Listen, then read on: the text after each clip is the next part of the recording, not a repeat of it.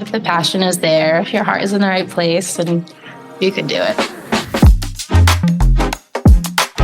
I'm so excited to have you back. This is a big moment because you were my first interview before this was even Humans of Web3 or in video format. Yes, that was such a special moment, getting to see you and meet you and talk with you. So yeah, and we had Bach there too. Yep. I feel like you've made such tremendous growth over the year. Let's talk about everything that you've done, because when we first talked, we were just getting a glimpse into Reverie's world. But since then, you've had a mint, you've created the Freedom to Transact bag and wallet, you've created Survive the Bear, you've delved into different ecosystems like Ranga, Mutants, you've had your other deed growth, and it's just been so much that you've done. Yep, trucking right along. I mean, it's crazy. I'll probably do a little look back, coming up on the end of the year and seeing where I've grown and what I need to improve on, and do some evaluating and set some goals for next year. But the time has just flown by, and I've just tried to keep creating and keep doing new things and growing with these different communities and improving my art.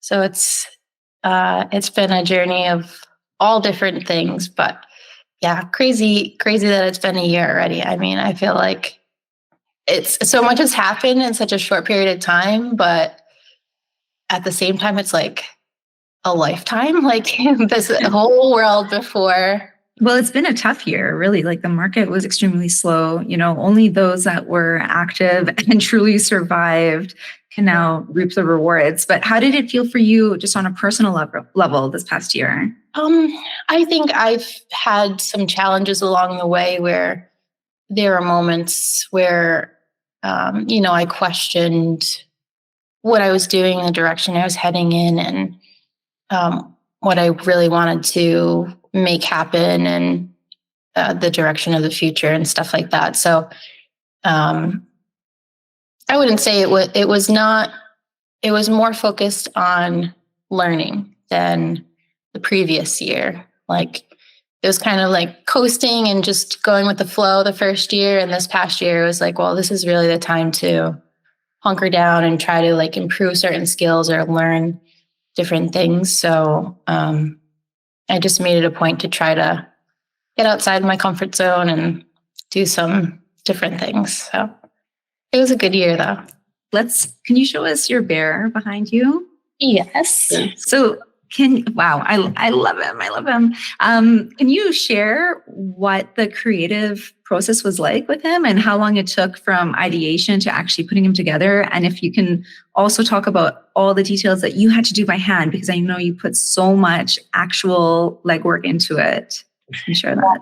So it was a big process. I knew that I wanted to make a toy, and the memes 6529, that collection has been such a huge inspiration for me because of it being CC0, and having the ability to unofficially collaborate with these artists in a way where you can riff off of their artwork. So I just think that that's super cool, and there's so much opportunity there. And Dirty Robot had this piece in the memes, and I loved it so much. It was the one that I wanted. It's the only piece in that collection that I currently own. And it just occurred to me one day that, hey, there's this teddy bear that's featured in the artwork. I want to make a toy. We're in this time where people are, feeling pretty down and out. Wouldn't it be kind of fun and lighthearted to make a bear, and have the bear market? So I had the idea. I did this really rough sketch of the full body based on the art. And I had a friend of mine create a sample, one of my best friends. So she's done stuffed animals for my kids. and she made a bear, and I loved it so much. So I was like, this like has to be a thing. Like this has to come to fruition and like be a bigger collection of plushies for other people to have. So I started like searching for manufacturers and figuring that all out. And when it was all said and done, it was like probably like it's either 6 or 7 months between the first sketch to when I launched and put it up on my site. So it was quite a process. There were like challenges that I sort of gave myself a little cushion to assume that, materials might not be exactly what I thought, or production time obviously was longer. But at the end of the day, it was pretty close to what I had assumed for like a timeline. And when I got the first sample, it was like the most exciting thing, because to see it like come to life and be able to hold it and see what it was like. And so that was just super fun. And I had a great time. Making it. And yeah. I mean, all the details, the diamond hands there as well. I mean, just so smart. Even the name, right? Yeah. Like just even the name is just, it fits perfectly within your brand. And it's just like, yeah, is it survive or survive? Because I've been saying survive. Yeah, so you can say it either way. And I sort of like thought of that because vive and like being alive and bringing life to something. And then surviving, obviously, and how those two things kind of go hand in hand with, everything in the moment we're in and trying to stick it out. So he's supposed to be like a symbol of the fact that we are still here, and everybody that's been around and toughed out the bear market, that we've made it all through together. So is a bull coming up next? A bull plushie? I don't know. I don't know if I could. I don't know if I could look at a bull the same way as a teddy bear. So funny thing about teddy bears. This was sort of in the back of my mind too. My Nana, who was a huge like inspiration to me as a kid. She passed away years ago, but she was just this magical little woman, and she collected teddy bears. And I think about her all the time with like creating Reverie Story and just little tidbits here and there. But so it's, in a way, it's a little bit of a nod to her too, like making a teddy bear as my first toy, because I know that she would have loved it. And I love having him around, and my kids love him. So that's really cool too. That is so special. Yeah. Wow, that adds such an emotional element to it. I'm so glad that you share that. I think with your creative brilliance, it's like you actually can tangibly create anything that you want, which is just, a talent that I don't have, for example, where you can actually put images to paper or to your digital art or to now physical art. It's just such a superpower. Oh, I think you could. I think that's what I hope that I can like impart on anybody, is that I'm just figuring everything out as I go along. So if I can do it, anybody can do it. Like, you just have to want to. So if the passion is there, if your heart is in the right place, and you can do it. I think some of us have more restrictions than others, but I do get your positive point. Thank you. and yeah, just to touch on that, because last year when we spoke, you did mention that your personality is a little bit more introverted. And, as most artists, I'd say that they actually are. And I think that in order to build a community or to sell out, or to sell anything, you have to have a little bit of a knack for business, right? Or marketing. You have to convey your message.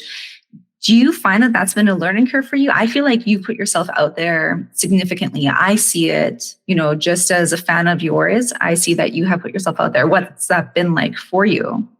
Yeah, like even just doing things like this, I try to when an opportunity presents itself, I try to take it and say, you know, this is my chance to do it. Like, life's too short to be shy and to not do things that you want to do. And I feel like I just sort of made that decision to try to put myself in positions that will get me where I want to go, even if it makes me feel a little bit uncomfortable for a short period of time.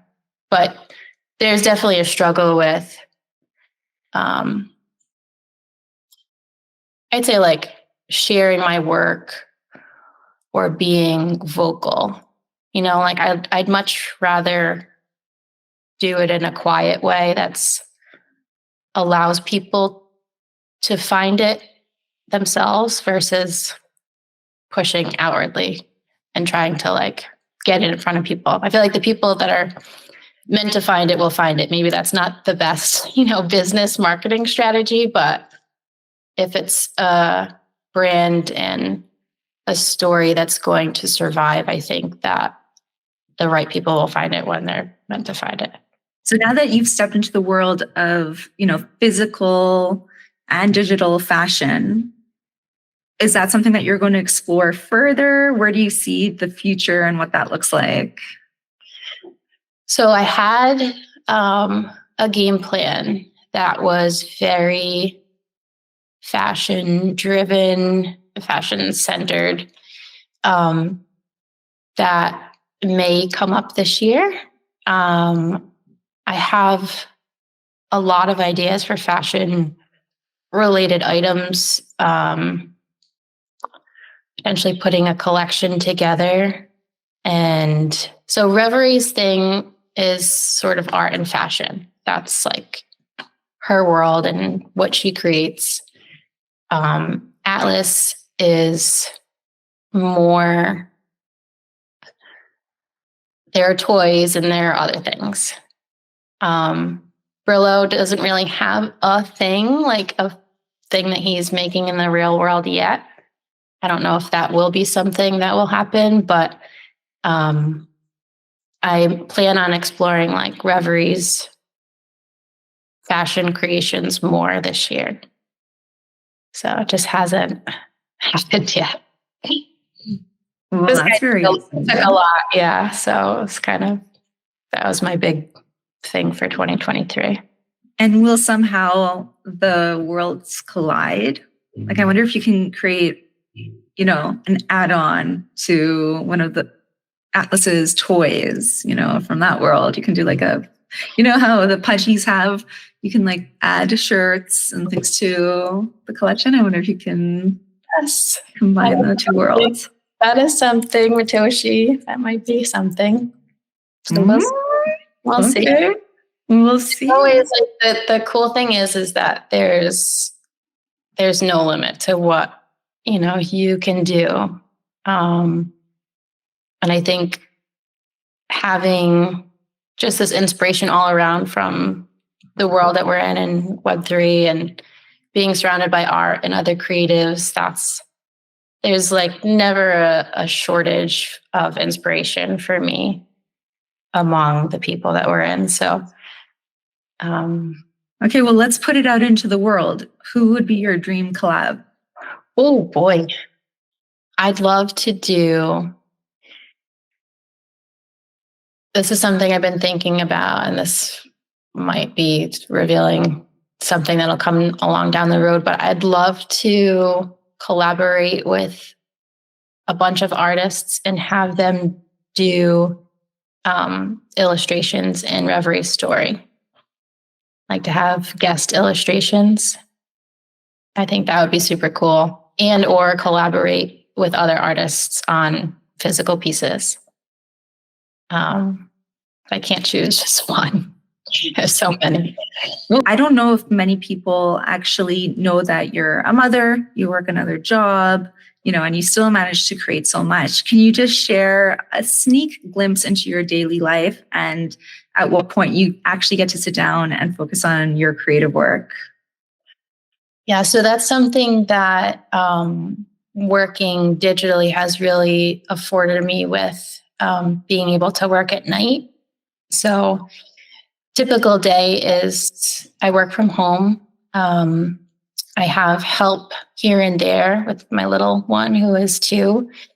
My oldest is 7, so he's at school during the day. So I work from home, trying to navigate taking care of a 2-year-old and then dealing with work. And then, like after bedtime rolls around, it's like 8:30, 9 o'clock. I usually get on my computer, get on my iPad, and just work through different ideas, whatever I'm working on at the time. But I've been challenging myself now. I started doing the weekly storyline. So it's every Friday at 12 that Reverie story gets released. So that's like usually what I'm focused on for the week ahead. What's happening with the story.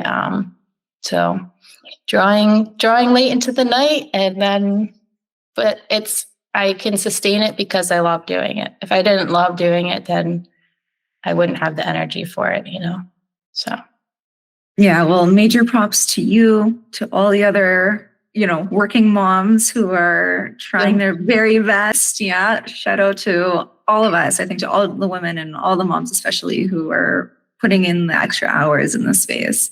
It doesn't go unnoticed. I see you. I know, I know what you're doing. And yeah, big props to you. Well, I am so excited to do this again in 1 year. And let's see what else you do in this year. Yes. I just love following your journey, Reverie's journey, and I love everything that you do. So thank you for sharing all of that with us. Thank you, Matoshi.